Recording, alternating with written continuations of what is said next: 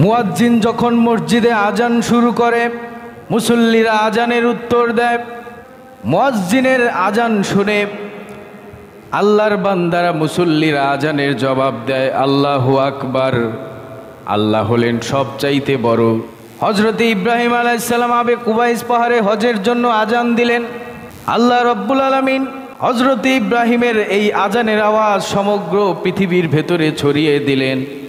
যেই অবস্থায় ছিল, যেখানেই ছিল, হযরতে ইব্রাহিম আলাইহিস সালামের এই হজের আজানের জবাব দিয়েছিলেন।